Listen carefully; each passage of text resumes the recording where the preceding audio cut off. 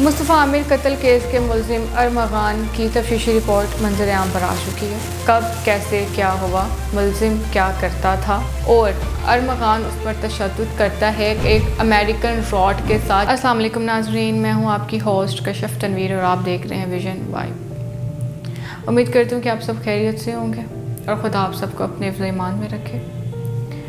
आज हम जिस मौजू पे बात करने वाले हैं वो है दोस्ती। हमने दोस्ती की कई मिसालें देखी, सुनी। दोस्ती तो बचपन से शुरू होती है और कब्र की मिट्टी तक साथ निभाते देखा है। आज हम बात करेंगे आजकल के नौजवान बच्चों की दोस्ती के बारे में, जिन्हें शायद इस लफ्ज़ का मतलब ही नहीं पता। दोस्त ने ले ली दोस्त की जान। मेरे साथ बने रहिए और वीडियो को एंड तक देखें। मुस्तफ़ा आमिर कत्ल केस के मुलजिम अरमगान की तफ्तीशी रिपोर्ट मंजर आम पर आ चुकी है।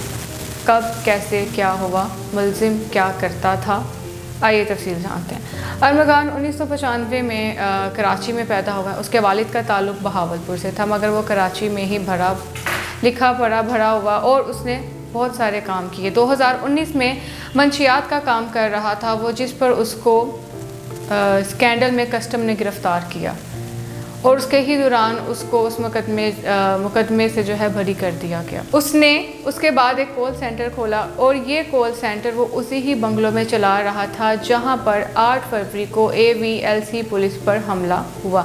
अरमगान ने पुलिस पर, DSP और उनके एहलकार पर जो है कि हमला किया था, जिससे पुलिस को सख्त मज़ाहमत का सामना करना पड़ा। बात यह है कि ये वाक़या है 1 जनवरी का, जब अरमगान ने न्यू ईयर पार्टी अपने उसी बंगलों पर अपने घर पर रखी और बहुत सारे लोग जो हैं कि उस पार्टी में शामिल हुए, लेकिन उस पार्टी पर मुस्तफ़ा आमिर मौजूद नहीं था। अरमगान की एक दोस्ती जुमा, जो कि उस कॉल सेंटर में काम भी करती थी और उसके अरमगान के साथ कुछ जिस्मानी ताल्लुकात भी थे। उस दौरान कुछ यूँ हुआ कि जुमा ने अरमगान के जिस्म के हिस्से के कुछ उसके साथ कुछ गलत सी एक्टिविटी की, जिस पर जो है कि अरमगान को तकलीफ़ का सामना भी करना पड़ा और उसे बहुत गुस्सा भी आया। जुमा ने ये किया कि जुमा ने जो एक्टिविटी परफॉर्म की अरमगान के साथ, उसने वो मैसेज जो था वो उसने मुस्तफ़ा आमिर को भेजा, उसको बताया। और अगले ही दिन मुस्तफ़ा आमिर ने एक छिले हुए केले की तस्वीर जो है अरमगान को भेजी। अरमगान को ये देखकर बहुत गुस्सा आया और अरमगान ने फ़ैसला किया कि वो अब इसको नहीं छोड़ेगा, क्योंकि वो बहुत तैश में आ गया था। फिर यूँ हुआ कि 2 के दिन बाद उसने जुमा को फ़ोन किया और कहा कि तुम मेरे दूसरे बंगलों पर आओ, मैं तुम्हें अपना नया ऑफ़िस दिखाना चाहता हूँ।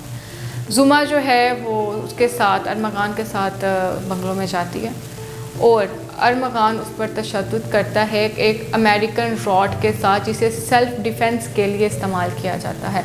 वो उस रॉड के साथ जुमा को जो है शदीद ज़ख्मी करता है और वो खूनो खून हो जाती है। उसके बाद वो एक ऑनलाइन टैक्सी मंगवाता है और उस पर उसको रवाना करता है। रवाना करने के दौरान वो इसको बंदूक दिखाता है और उसे कहता है कि अगर तुमने अपना मुंह खोला तो मैं तुम्हें जान से मार दूँगा। कुछ रोज़ 2 से 3 दिन के बाद 6 जनवरी को अरमगान जो है वो मुस्तफ़ा आमिर को अपने बंगलों पर बुलाता है, जिसमें साथ शामिल होता है मुस्लिम शराज। ये तीनों वहाँ पर इकट्ठे होते हैं, ये नशा करते हैं, पार्टी करते हैं। उसके बाद अरमगान उसी रॉड के साथ जिससे उसने जुमा को ज़ख्मी किया था, उसी ही के साथ वो मुस्तफ़ा आमिर को ज़ख्मी करता है, मारता है। और उसके बाद अरमगान अपने मुलाजिम, जो कि 18 से 17 साल के थे और वो उसी घर में रहते थे, मगर वो ऊपर नहीं आते थे अनटिल और अनलेस के उसको अरमगान नहीं बुलाता था। उस दिन वो अपने मुलाजमीन को ऊपर बुलाता है और उनको बुलाता है और उन्हें कहता है कि ये खून साफ़ करो। उसके बाद मुस्तफ़ा आमिर का वॉलेट, उसका मोबाइल, उसके जो भी इक्विपमेंट्स होते हैं वो अपने पास रख लेता है और उसके जो कपड़े होते हैं वो भी उतार देता है और एक सफ़ेद चादर में उसकी बॉडी को लपेटता, सीढ़ियों से घसीटता हुआ नीचे लेकर आता है और लाकर मुस्तफ़ा आमिर की ही गाड़ी में, उसकी डिक्की में उसकी लाश को, उसकी डेड बॉडी को रख देता है। वो गाड़ी चलाने लगते हैं तो वो देखते हैं कि गाड़ी में पेट्रोल कम होता है, तो उसके घर में एक पेट्रोल का गैलन, एक ड्रम मौजूद होता है। वो गैलन जो होता है वो साथ गाड़ी में रखता है और वो रवाना हो जाते हैं। कराची के कुछ इलाकों से गुजरते हुए वो बलूचिस्तान हब तक पहुंचते हैं और उसके ज़रिए वो दूरी तक जाते हैं। वहाँ कुछ पुलिस एहलकार को देखकर वो घबरा जाते हैं और वो गाड़ी को वापस करते हैं और कच्चे के कुछ इलाकों में जाकर गाड़ी को रोकते हैं। सुबह 4 साढ़े 4 का वक्त था। अकॉर्डिंग टू अरमगान के उन्होंने डेड बॉडी को जलाया। उसने वो पेट्रोल निकाला और गाड़ी पे और उस डेड बॉडी पर छिड़का और उसको आग लगा दी। 3 घंटे की पैदल मुसाफत पे वो वापस निकल पड़ते हैं और एक होटल पर सुबह का नाश्ता करते हैं। सुबह का नाश्ता करते दौरान उनको एक आदमी जो है वो गन के साथ देख लेते हैं और वो उस चीज़ से घबरा जाते हैं, तो वहाँ से भागते हैं। जब वो भागते हैं तो वहाँ पर वो गाड़ी वाले से लिफ्ट मांगते हैं, तो गाड़ी वाला जो है कि वो इनकार कर देता है। उसके बाद वो एक मोटरसाइकिल वाले को रोकते हैं और उसे कहते हैं कि तुम हमसे 50,000 ले लो और हमें जो है ना ये मोटरसाइकिल दे दो। तो मोटरसाइकिल वाला भी है जो उनको इनकार कर देता है। उसके बाद एक सुजुकी वाला आता है, उसको वो 2,000 रुपया देते हैं और वो उनको उनकी मंजिल तक पहुंचाता है। आधे रास्ते तक वो उस सुजुकी वाले के साथ जाते हैं। उसके बाद से वो आगे से ऑनलाइन टैक्सी कराकर जो है अरमगान और शहराज अपने उसी बंगलों पर पहुंचते हैं। और बंगलों पर पहुंचने के बाद वो अपने जो है मुलाजिम से कहते हैं कि परेशान होने की तो कोई ज़रूरत नहीं है, बेफिक्र रहो और अपना अपना काम करो, कि जैसे कुछ हुआ ही नहीं।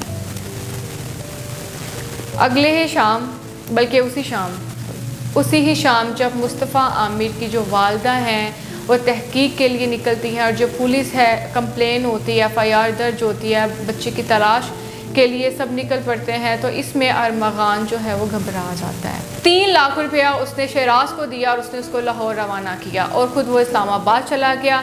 उसके बाद वहाँ से ये दोनों जो है सकरदू चले गए और कुछ दिन उन्होंने वहाँ गुजारे। मामला है जो ठंडा हो गया और 5 फरवरी को ये वापस इस्लामाबाद आते हैं दोनों, और अरमगान की गाड़ी वहाँ पर खड़ी थी। गाड़ी से वो अपने बंगलों में वापस कराची ख़ियाबान मोमिन पहुँचते हैं।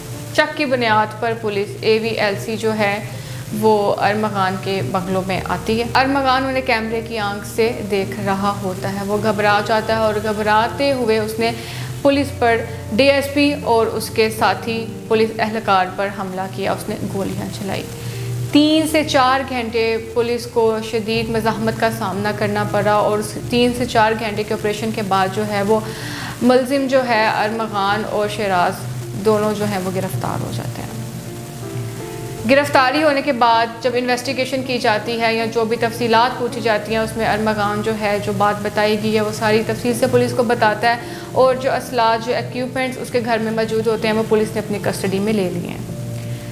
और फिर शहराज की भी जो है वो इन्वेस्टिगेशन रिपोर्ट आ चुकी है। उसमें उसने इस चीज़ की निशानदेही की है कि वो केले के छिलके वाली तस्वीर ने जो है वो उसको अरमगान को हाइप पे ले गया कि और इसी ही चीज़ का सबब बने कि उसे लगा कि मेरे दोस्तों में ये मेरी बुराई करेगा, ये मेरे जिस्म के हिस्से का मजाक उड़ाएगा, ये लोग मेरा जिस तरह से भी ये मुझे हुज्जतें करेंगे।